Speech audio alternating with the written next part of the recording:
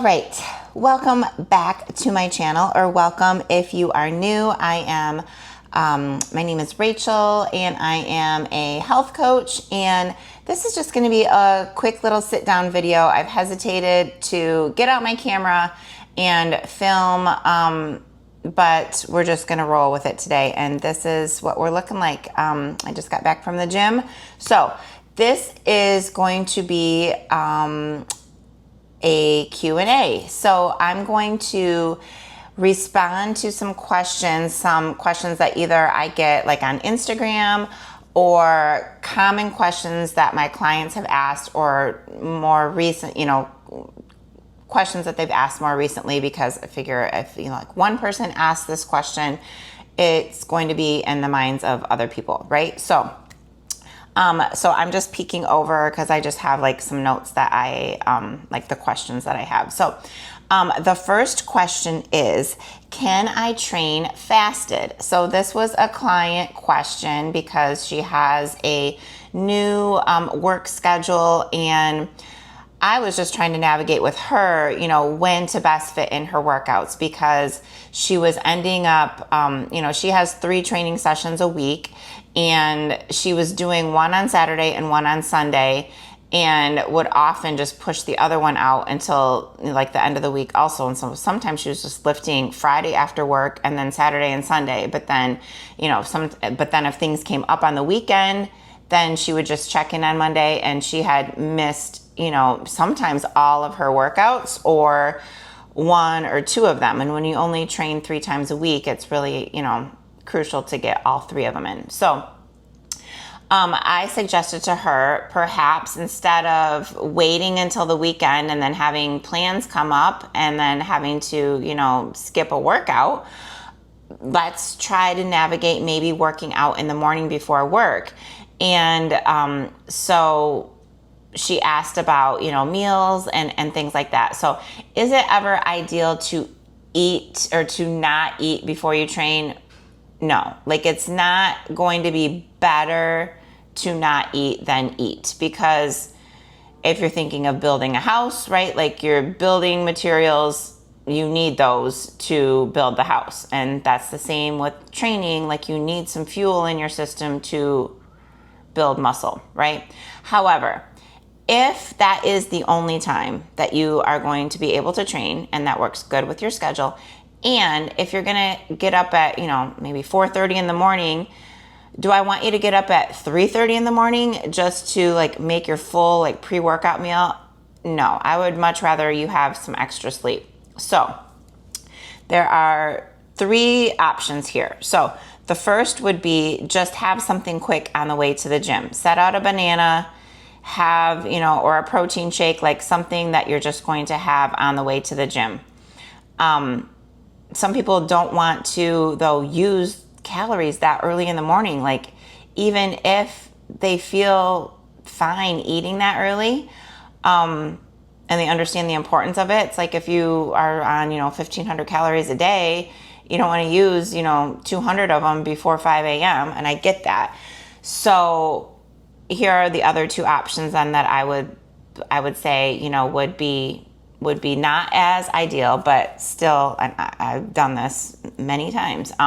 Make sure the meal that you have the night before is is a good meal. Like you definitely want to have a pretty high carb meal. You're going to have enough in your system. Like if you feel fine training, like personally, me, I can train fasted and I feel completely fine. And I'm going to lift the exact same weight. Like it's not like I'm going to squat less pounds because I didn't eat. So, I'm kind of in this boat. So make sure your meal the night before when you go to bed is very, substantial, good amount of carbs. And then also make sure you're sipping on something that definitely hydrate, like that is not negotiable. You definitely want to hydrate, but maybe putting some like EAAs or BCAAs in your water just to kind of give you a little bit of something. And then if you are training fasted, it is much more crucial then to make sure you get a good pre or post workout meal after. Okay. The next question is when should I do my cardio? Should I do it before I train, after I train, or on a different day? So ideally, again, there's always like the best situation and then good enough, right? And then let's not do that, okay? So the best situation would be like, say you train 3 times a week and you've got cardio to do also, do it on other days. But maybe, you're busy and you can only get to the gym 3 times a week. And so you've got to do your cardio at the same time, at that same session, that same gym session. So do it after you train. Always give priority to your lifting, okay? And then another option, which is really not that feasible, I find, for people, is just to like go at a different time of day. So maybe do your cardio in the morning, and then train at night. Like you can do cardio, like cardio fasted, I think is completely fine. Again, as long as you feel okay, So if you like to run and you want to go for a run in the morning before work and then lift after work, like that could be an option. But if you're going to do it at the gym with your training, paired with your training, always, always, always do it after you lift, okay? Can I like save calories, or I'll just kind of like, that's kind of what they ask, like, can I save calories for later in the day? Or, maybe this common misconception of if you eat after 6 p.m., you'll gain body fat. Your body does not know what time it is. Sure, it might affect the scale the next day. If you've got 1,800 calories, and your macros are, whatever, 120 protein, whatever that breaks down to, if you hit your macro targets and you're compliant, you're compliant. It doesn't matter to me what time you eat. I eat my last meal in bed. I have my Ninja Creami in bed while I read. And that is just my routine. And I think I've made pretty good progress. So your body doesn't care what time it is. But now, you might weigh less in the morning if you eat most of your food earlier in the day, right? I tend to push my food out to later in the day just because in the morning I'm busy. I get a lot of work done in the morning. I'm super productive. I don't want to stop and like make a meal. So I'll push my food out. I might eat my first meal at 9:30, 10 o'clock in the morning, schedule permitting. Okay, so no, your body doesn't care what time it is. Like if you eat a big plate of nachos and some pizza and drink 3 beers and then go to bed, your body might be having some hard time digesting that food. But if you, and I think, having some carbs, protein and fat before you go to bed will help you sleep better actually too, personally. Okay. What should I choose as a restaurant meal, or what is a good restaurant meal? So I get this question a lot from my clients, and this question was actually asked to me by a client, and she sent me like a specific restaurant menu to look at, which I absolutely love. I love looking at menus. So this is like part of my health coaching task that I like actually, well, I love all my health coaching tasks, but like I really love looking at menus like personally. But I'll just kind of generalize it. What do I choose at a restaurant? So let's just break this down. Breakfast. So I think some good options for breakfast are egg whites.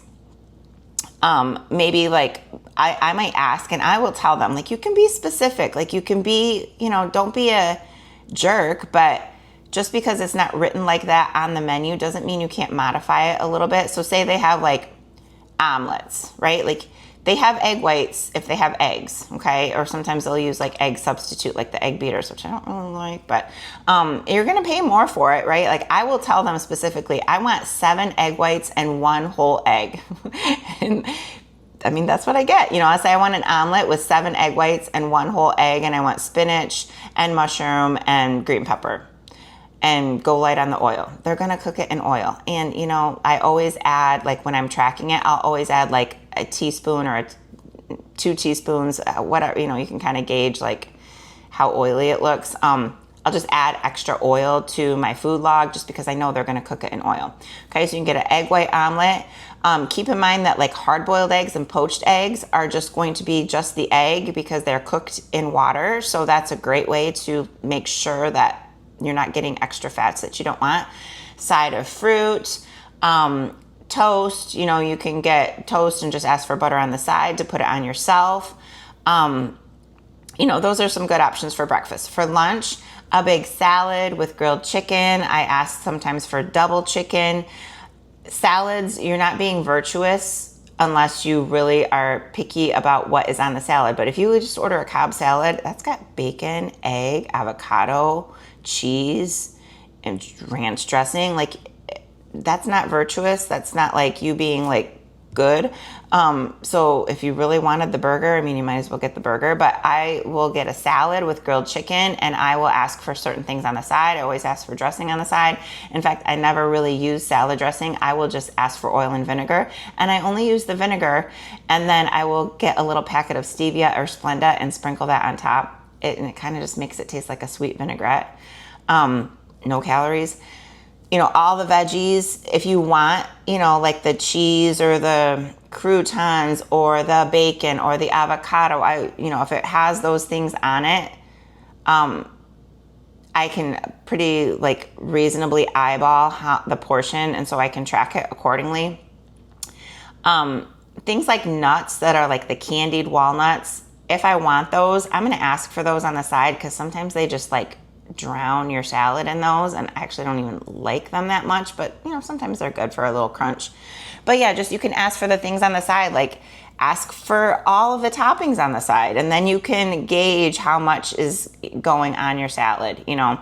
So grilled chicken, shrimp, salmon, if you have higher fats in your diet, you know, add that on top for your protein. You could also get like a grilled chicken sandwich with a side salad. I mean, just get a plain burger. You know, you don't need like the bacon, crispy onion ring burger with avocado and double ranch sauce and whatever. Okay. So a salad with lean protein is always a good option. If you're going out for sushi, just plan on like the basic rolls without like all the crunch and the spicy mayo and stuff, just because it's easier to track. Like get a rainbow roll, get a tuna roll, get a salmon roll, get sashimi. Sushi's great because it's basically fish and rice and maybe some avocado, right? Just to, you know, if you're going to a steakhouse, a piece of fish and a potato and a veggie, or even a steak, you know, and that's great because it'll tell you how much it is, like a 8-ounce steak. And by the way, that is the raw weight. So when you're tracking it, make sure you're tracking it accordingly. And then, you know, if you're gonna have a drink, you know, make sure you're tracking that correctly as well. Okay. I'm trying to keep this one short because maybe I will do another one of these. So, what if I need to miss a workout? So for my clients, if they're going to be going on vacation, and they don't have any access to a gym, I will always give them a body weight workout that they can do if they want. If they're like, I am going on this vacation and I am taking a week off of the gym, and like, that's their prerogative, right? Like, I am not going to force them to, like, how can I force them to work out when they're on vacation? But if most of my clients want to keep up some sort of a routine and they might not have access to it, like if they're going camping or something, right? Like there's no gym, there's no like even basic hotel gym. Most of my clients are fantastic, and they, like almost all of them will modify their workouts and they'll make sure they have access to a hotel gym at least. But if they're going someplace where there's no gym, I'll give them a body weight workout that they can follow. I also have had clients that love to be very compliant, and they want to be like totally dialed in, and they want to complete their plan like as is, and say they're going away for a long weekend.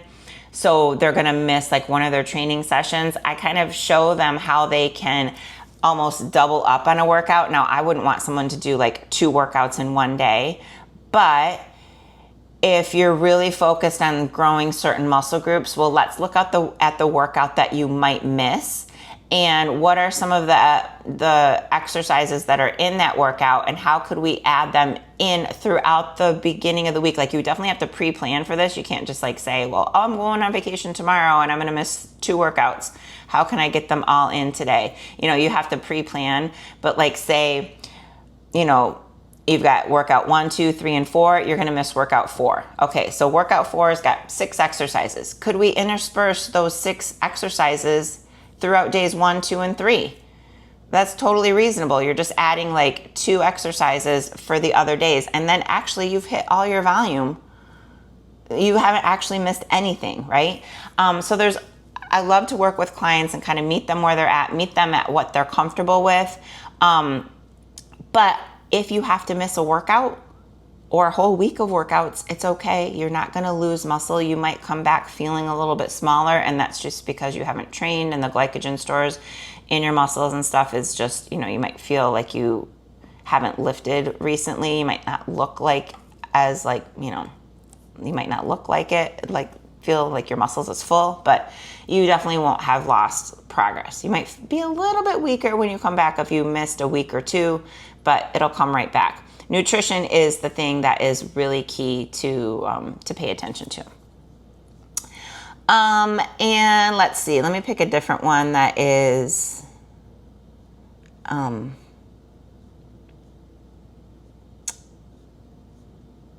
we'll pick one about the scale. Okay, so this was another question actually I'll do 2 more because I have a question that somebody messaged me on Instagram, so I'll go over that one too. But I had a client kind of frustrated and wondering why the scale didn't go down. But then looking through all of her biofeedback, because I asked tons of questions to my clients that have to do with, their biggest wins, what were their struggles during the week, anything hold them back for the week, their cycle timing, if they're a female that still has their period. I know what days they train. So if someone expected the scale to go down because they were so on their game, but their period started, they trained the night before, a pretty heavy leg day, they ate later than normal, and they slept not great. All of those factors are going to contribute to the scale being up. So, I just encourage them, just weigh in again tomorrow, and you should see the scale kind of trending in the direction that you want it to trend. But weight loss is not linear. I have one client that her process has pretty much gone like this. But most of the time it's like down and maybe up a little bit, and then down and then up a little bit, right? It's not like completely linear, and that's completely normal because most daily fluctuations on the scale have nothing to do with body fat gain or muscle loss, or body fat loss or muscle gain, right? It's water, hydration status, things like that. Okay, and then the last question, and we'll end it here, is I know I need to eat more protein. What can I do? I'm struggling with getting my protein in. So the first thing I tell them is, what protein sources do you know that you're already eating? Let's just start there. What do you already eat that you know is a protein source? Let's simply increase the portion sizes. So, I have an egg for breakfast. Okay. I've said this before on my channel, like eggs, love them, but that is not like the best. It is a good source of protein, but it is mostly fat. The calories that come from an egg come mostly from fat. It has about the same amount of grams of fat as protein, but calories per fat gram is 9 and per protein gram is 4. So add some egg whites to it. So do a cup of egg whites and 1 egg. You're going to increase your protein substantially by doing that. And then they might say, well, I have chicken. And then I ask them to tell me how much, and maybe it's just like 2 ounces. It would be impossible for me to eat. I could eat 2 ounces of chicken For me, this is a hard one because I have to actually I'm on a meal plan, but if I wasn't, I could just and my protein's actually pretty high. So I'm very happy with my protein targets in my meal plan that my coach set for me. But I've had other plans before where my coach wanted me to eat like 120 grams of protein. I'm like, how? That's like, I just have to sleep more because I can't only eat 120 grams of protein in a day. That's really, really hard. Because I just love protein. So first, increase the sizes, protein sizes, portion sizes of the protein that you're already eating. That's the easiest one. Next, let's just determine your protein target that you should be hitting. Most people are not eating enough. So you will hear this often, like 1 gram of protein per pound of body weight. That's a good kind of estimate. But if you're overweight and you're like weigh 350 pounds, that's a lot of protein and that's really expensive. So let's probably shoot then for your goal weight, or, 0.75 grams for every pound of body weight, whatever, but that's kind of a good ballpark figure. I'll let you know that my female clients that come to me that are already eating not enough protein, because I always have them do like a food recall so I can kind of see what they're eating. I might start them out at 100 grams of protein just to kind of see how they do. And once they can manage that, because again, maybe they came to me only eating like 70 grams of protein. So 100 is hard for them, even though I would want them to eventually eat more, and then we just gradually bump it up. But then split it up per meal. So if you have, let's say you're gonna have 100 grams of protein, you're new to this and this is gonna be a struggle for you, and you eat 4 times a day, well, that's 25 grams of protein per meal.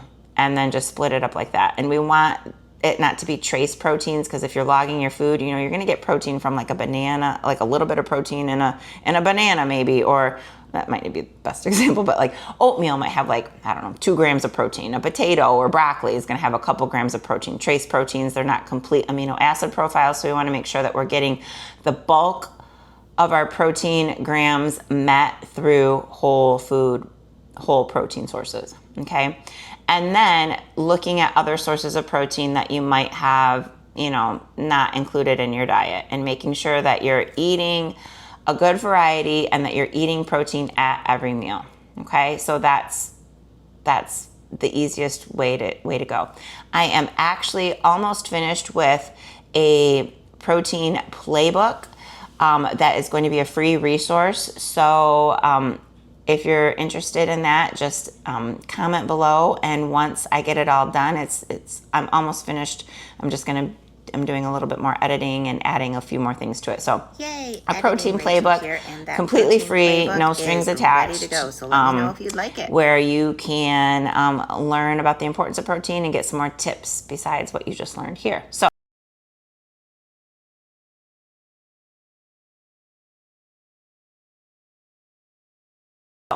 If you have any questions, and I have more questions, but we'll just kind of keep this one short.